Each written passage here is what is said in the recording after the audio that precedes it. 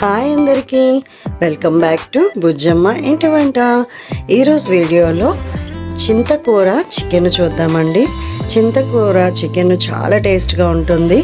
ఇలా మీరు కూడా ట్రై చేయండి. ముందుగా చికెన్ ఉప్పు కారం పెట్టుకొని పక్కన పెట్టుకొని ఆనియన్స్ పచ్చిమిర్చి రెడీ చేసుకోవాలి.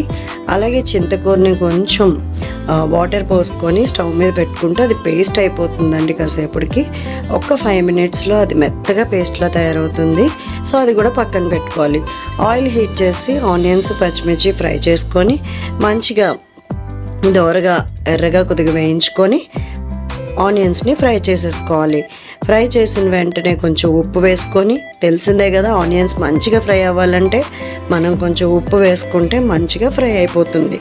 ఆనియన్ ఫ్రై అయిపోయిన వెంటనే ఉప్పు కారం కలిపి పెట్టుకున్న చికెన్ని కూడా వేసేసుకోవాలి. వేసి మూత పెడితే సో వాటర్ అంతా వచ్చేసి చికెన్ మెత్తగా ఉడికిపోతుంది.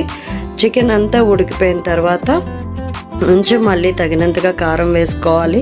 ఫస్ట్ చికెన్కి కలిపినప్పుడు కొంచెం కారం వేస్తాం, తర్వాత కర్రీలో సరిపోవాలి కాబట్టి కొంచెం కారం వేసుకొని అలాగే టమాటాలను కూడా వేసేసుకోవాలి.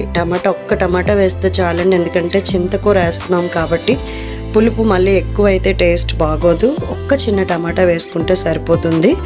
సో టమాటా వేసి మగ్గిపోయిన తర్వాత ఆ చింతకూర పేస్ట్ని వేసేసుకోవాలి.